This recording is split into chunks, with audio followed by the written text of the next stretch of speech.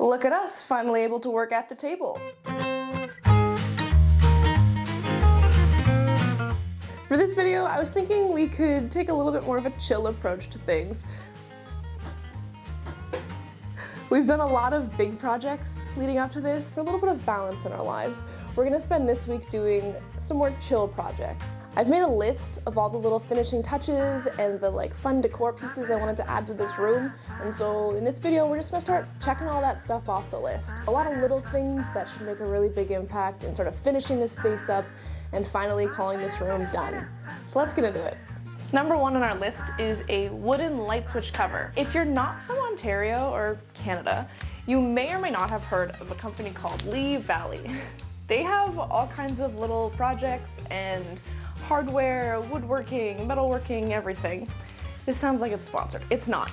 They're just a great little store. And I had their Christmas catalog last year. And in that, I found the Gears and Levers Lightswitch cover. Right there. And I was immediately sold. So we bought it, and now, after months of it sitting in my house, I can finally assemble it and put it on the wall. So let's start doing that. This is the kit. It arrives with just 2 pieces of wood. I'm just gonna go ahead and start following these instructions. So, step 1, watch the video before you start, in big warning. I guess we'll watch the video. Not that I'm normally one to follow instructions, but it feels important. Exactly where you place it. It's got a nice fine applicator nozzle, so it only goes where you want it to go. You start sanding. Okay, got it.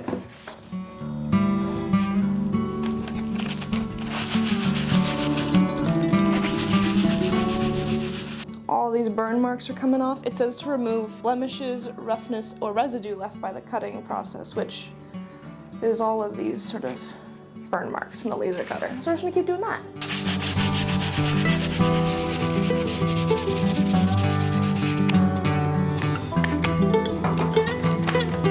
I've done a few of these types of laser cut kits before, and I really like to test fit the pieces as I'm going. That way I can see, A, do I need a little bit more glue in places? B, do I need to sand some of these pegs to make them fit? Because nothing is worse than when you're mid trying to assemble a piece and you realize the little guys don't quite want to close.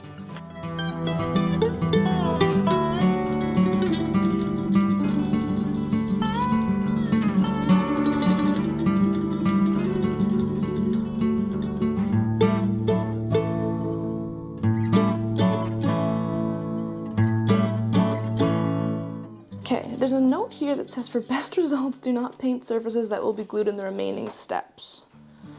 So I guess that means everything else I can paint. Sort of stuff. I can't use the light switch. Never turn this light on again. Who are these instructions to tell me what to do? I think it'll be nice if the majority of it is the same wood color as the wall. And then any of these sort of geared pieces, I'm going to accent with either silver or gold. I haven't decided yet which I would prefer, but I think step 1 is just going to be staining all of the pieces up at this point.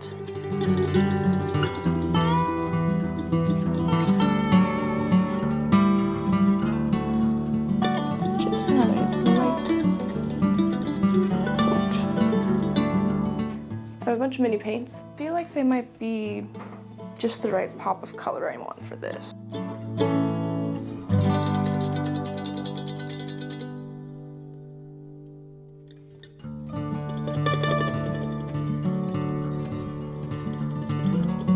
Okay, now with all of this done, we can finish the assembly.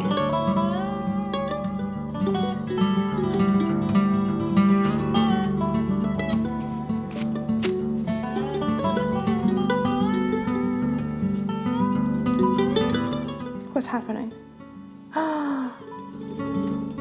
I did this backwards. All of that paint, I just, well, that was stupid.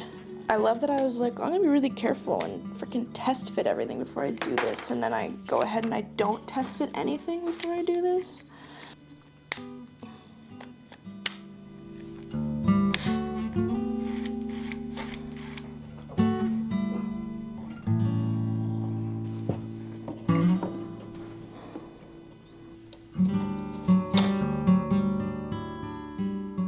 Should I be working on the trim right now? Probably. Am I avoiding it? Definitely. So instead, we're gonna productive procrastinate by moving a little bit farther down our list and working on our potion bottles. Fun fact about me, I'm kind of like a little raccoon and I just collect garbage because I think it'll be a good craft supply. But it does come in handy in moments like these where we have lots of fun, like interesting shaped bottles with interesting glass elements. Oh, is that a spider web inside of there? Love that for me. But they're all kind of different shapes, sizes. I put them together, they make a nice little stack. And my plan is to do like faux amber glass of a couple different colors. Basically what I've seen people do is they take Mod Podge, they add coloring to it. A lot of people use food coloring. I have alcohol inks from resin, so I think that'll be like kind of the same. We'll find out. And then you pour it all into your bottle, you let it drain out, and then you dry them in the oven. Bada bing, bada boom, amber glass. So we're gonna try this and see how it goes. Why is this so clumpy? Probably because it's cooking.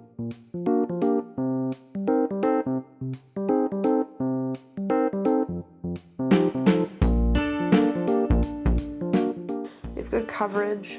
Now, I'm gonna let it hang out on these little sticks, and the excess should kind of pool back into the container.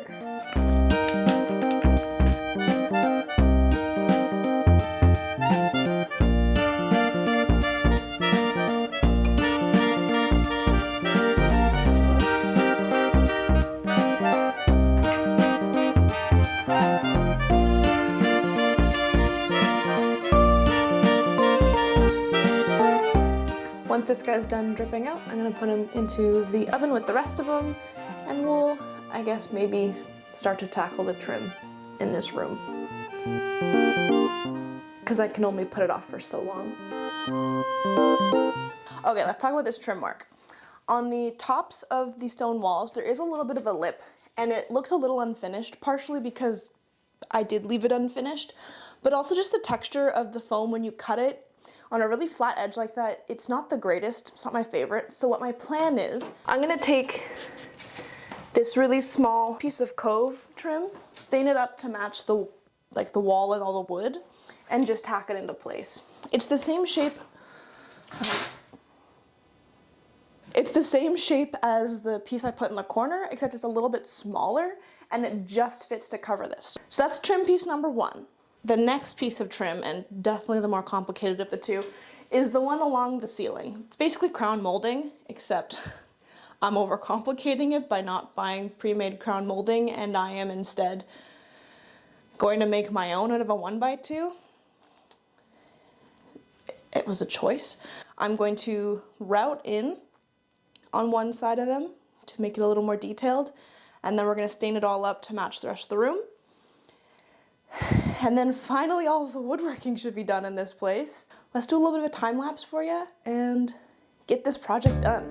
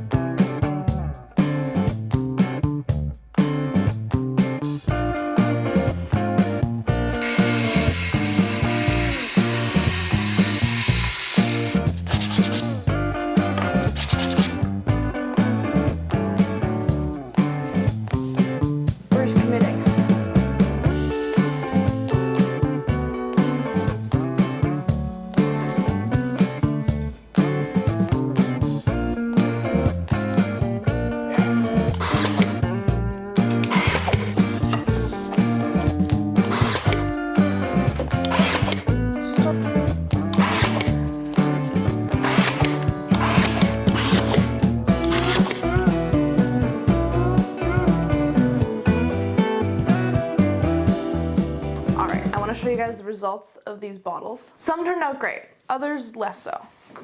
Starting off with the ones I really like.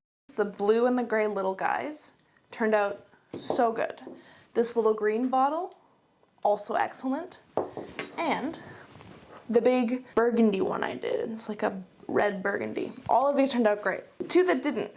One this big guy. You can see on the inside, there's a lot of little drips that are running down. I think this is because I was impatient when I put this guy in the oven and I didn't let all the Mod Podge drain out before we put it in. And so it left it with a lot of excess that just kept running down. The other one that failed even worse was this guy, the little Cholula bottle. But what I think happened with him is the hole was way too small for it to evaporate compared to like this guy. This guy's got a huge opening, so all the moisture could evaporate from the glue really easily. This one, I left him in the oven for 2 days, and he's still not dry. So, if you're gonna do this, I'd recommend something with a wider opening for sure. All 3 of these did take like a day and a half of like 8-hour dry sessions to actually become dry. Whereas these jars with the wider openings were dry in about 2 hours. However, we're here now. We now have 5 usable bottles, which I'm very excited about. And now what I was playing around with, since I'm not gonna fill these with anything liquid, I was thinking of doing something else to make them look a little more interesting. So, I have this Mylar film that I use for making dice sometimes, and it's got this really pretty iridescent color, and what I was thinking of doing is putting it into these jars and letting them be like iridescent and sparkly inside. I think on the shelf, even like they're gonna look really cool. So I'm gonna rip up some pieces, shove them in all of them. It might be a little hard on these little guys, but let's see what happens.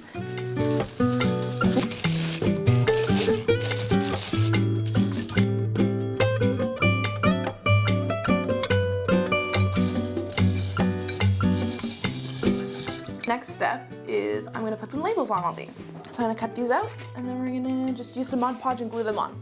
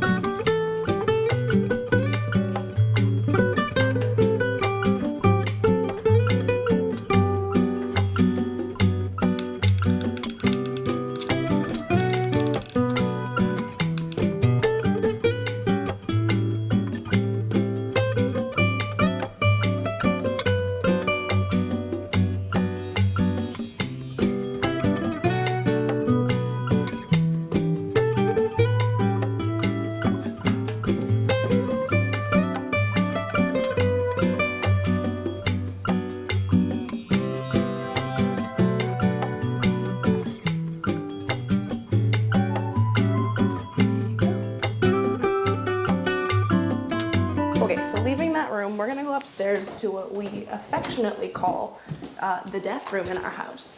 It is basically the spare room that gets all of our extra stuff put into it. Yeah. Don't judge me, okay? I hoard a lot of little knickknacks, but I'm gonna go through some of these boxes and try to find some decor pieces, because I know somewhere in here there's a bunch of little pieces that I've been kind of collecting over the years with the intent of putting them in this room. So I just have to find them now.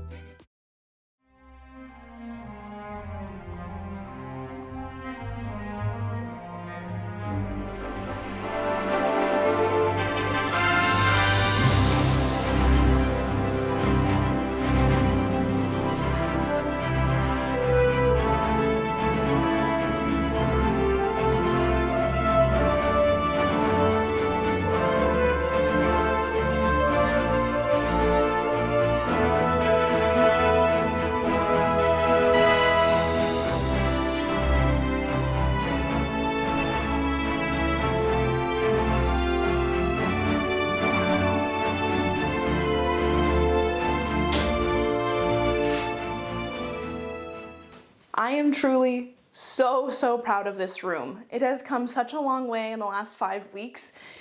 When I compare the footage of week 1 to now, it is night and day. Like, I live here and I've been experiencing this in real time, and I